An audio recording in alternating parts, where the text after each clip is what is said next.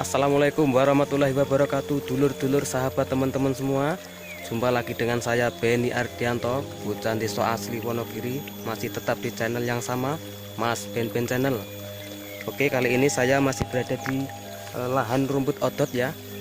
Rumput odot, rumput pakan ternak berkualitas tinggi yang saya rekomendasikan untuk dulur-dulur semuanya.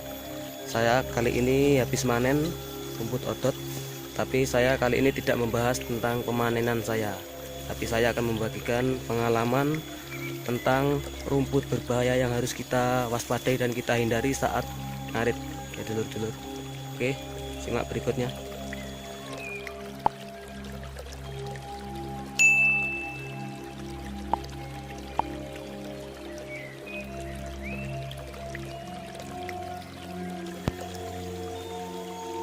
Oke, kembali lagi dulur-dulur, teman-teman.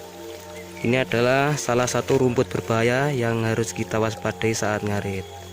Ini adalah namanya rumput ladingan kalau orang sini nyebutnya ya. Tuh, karena ini rumput ini tajam seperti lading atau peso, makanya orang sini menyebutnya rumput ladingan.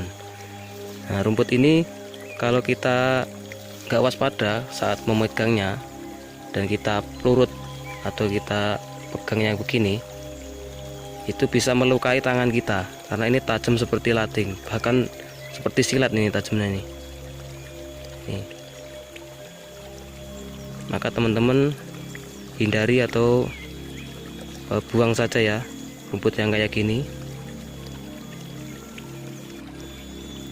Ini lur, detailnya rumput ladingan itu seperti ini.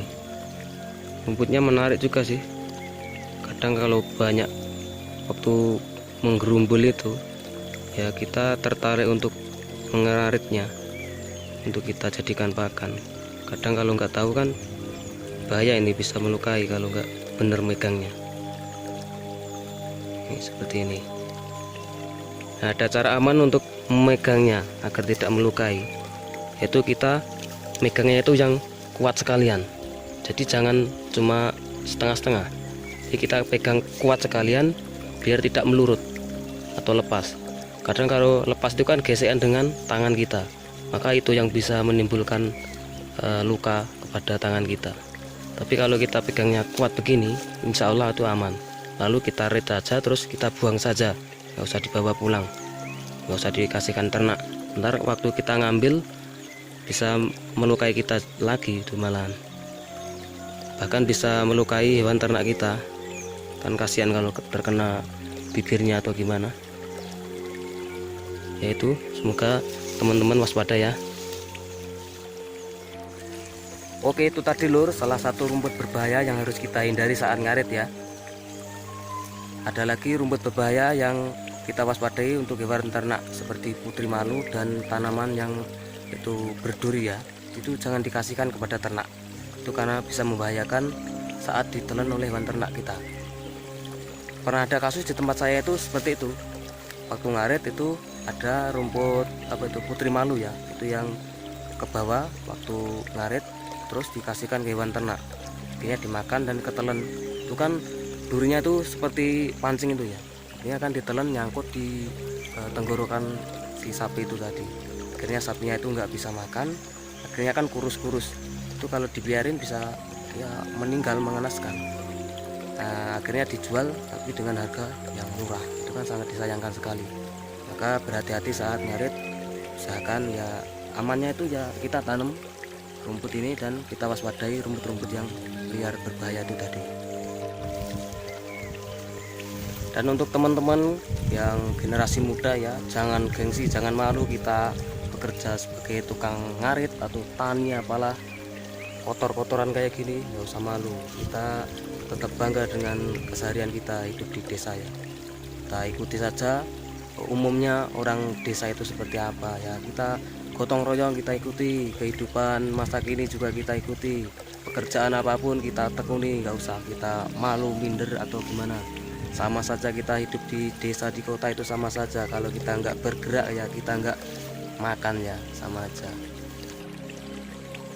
Jadi untuk teman-teman sedulur-dulur semua, khususnya untuk generasi muda ya, gak usah malu, gak usah minder, kita hidup kotor-kotoran kayak gini, walaupun terlihat lusuh, dekil, kumuh kayak gini, kita nggak usah malu ya. Kita bergaya seadanya saja, nggak usah semaksanya. Jadi kita itu harus bisa hidup di desa ya, kita bisa hidup di kota juga bisa. Jadi kita itu bersyukur sebenarnya, kita itu diciptakan dengan kelebihan-kelebihan ya. Kita dilahirkan di desa itu. Jadi kita kan bisa hidup di desa dengan keadaan di desa, kita mampu. Kita merantau di kota kita juga mampu. Jadi untuk apa lor kita menghalalkan segala cara hanya untuk memenuhi nafsu keinginan kita di dunia. Kita menghalalkan cara banting tulang mati-matian hanya untuk memenuhi gengsi-gengsian, gaya-gayaan. Kan sangat disayangkan sekali, apalagi sampai mengorbankan harga diri. Mending kita ya kotor-kotoran kayak gini, kita cari rezeki yang halal, insya Allah barokah dunia dan akhirat, daripada kita bekerja yang tidak halal mati-matian yang akhirnya cuma jadi kotoran, kan malah sebaliknya itu ya.